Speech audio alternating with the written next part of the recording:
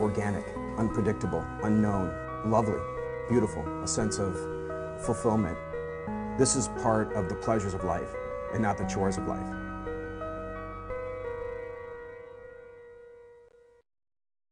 Thanks for tuning in to another edition of Daily Iowan TV, your television news, sports, and weather source for the Daily Iowan. I'm Emily Bussey, here to give you a quick update on what's been going on in Iowa City. 10 years ago today, the terrorist attacks on September 11th shook the nation. People across the country and in Iowa City are remembering those lost on that day.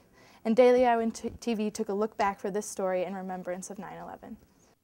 It was just another typical autumn morning in Lower Manhattan, Arlington, Virginia, and Shanksville, Pennsylvania. September 11th, 9/11, would soon forever be linked with both terror, maliciousness, and strangely enough, strength. 4 jetliners, each with a destination and a purpose that most could not possibly fathom. 10 years ago to the day, thousands of innocent American lives were lost in the most lethal terrorism attack the Western world had ever seen. We will make no distinction between the terrorists who committed these acts and those who harbored them. Stunned and saddened, our country looked for answers and eventually would find them in forms that an entire nation could be proud of. Firefighters, police officers, first responders combined with the selflessness of everyday U.S. citizens saved lives and furthermore inspired hope. It was that inspiration, those acts of bravery and heroism that we still see today through our loved ones overseas that has allowed our country to move forward over the past decade. We are stronger, resilient, and closer as a country than ever before. A plot set out to weaken our country and foundation as a whole has been put down by the spirit of an entire nation. Josh Bullander, Daily Iowan TV. During the 9/11 memorial ceremony in New York City today, attendees observed moments of silence for each plane, the Pentagon, and the Twin Towers. And in Iowa City, people came together to honor lives lost that day as well. This evening, community members and local leaders met at City Park in Iowa City for a memorial service. A fire and police honor guard presented the nation's colors as musicians performed. Special guests included UI President Sally Mason and U.S. Representative Dave Loebsack. Religious leaders from the Christian, Jewish, and Muslim faith presented reflections. The event was followed by a slow walk for peace around City Park.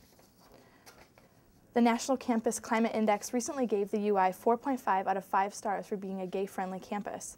The index measures college campuses on how their policies, programs, and practices are accepting of lesbian, gay, bisexual, and transgender students. Though a 4.5 is a positive indicator, officials said there is still room for improvement. UI officials said the university's goal has always been to identify students, reach out, and find out what resources LGBT students need. Next year, the UI is going to try to implement again an LGBT-focused living learning community.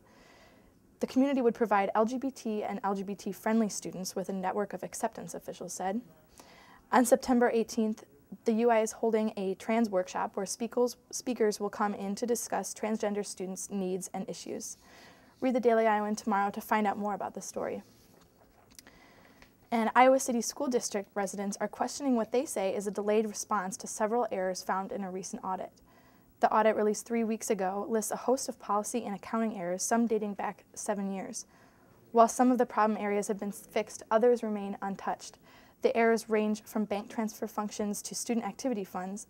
Board member Tony Silek told the Daily Iowan that she is not concerned with the audit's findings, but said its presentation may be misleading. Some residents say this lack of response and transparency is an example of the board withholding public information. Though Provost Barry Butler has served as the UI's provost for over a year, the university officially recognized him in the position this past Friday.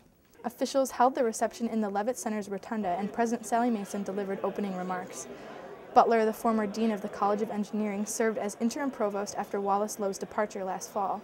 Butler has also been a professor of mechanical and industrial engineering at the UI since 1984. As executive vice president and provost, his salary is $375,000 a year, a raise of $25,000 from his interim position. On Friday, Butler expressed his thoughts on his new position. It's been a great place to work, great people. I feel like I've contributed, it's rewarding, and at the end of the day, I like it. As chief academic officer as well, Butler said one of his goals is to implement the strategic plan for the university from 2010 to 2016. The plan includes 4 specific areas: student success, knowledge and practice, redefining arts, and better futures for Iowans. Vital underground water supplies, or aquifers, will diminish in the next 50 years, but local and state officials said we still have time to do something about it. UI professor for environmental engineering Jerry Schnorr said the UI has pitched in to reduce water use. One measure the UI has taken so far is installing waterless urinals in new buildings. And the university is making more use of the Iowa River water to relieve stress on the closest aquifer.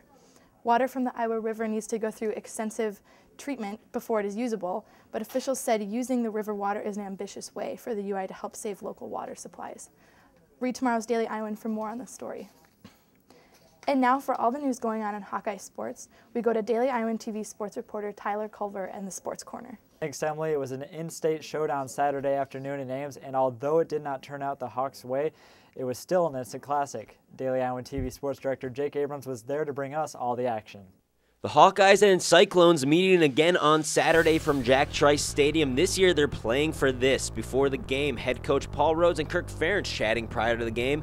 Iowa's only allowed 1 touchdown in the last 18 quarters of play and have won 3 straight seasons. But this year, things were different. First quarter, James Vandenberg finds Martin Manley for the TD. Iowa strikes first, going up 7-0. But every time Iowa scored, Steele, Jance, and the Cyclones seemed to have an answer. Jance finds Darius Reynolds in the end zone.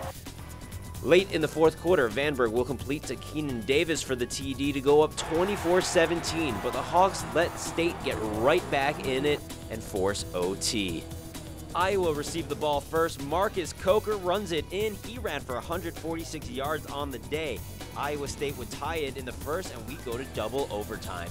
This time, the Hawks throwing the ball. Vandy completes to Keenan Davis, but once again, the Cyclones would tie it. We go to triple overtime.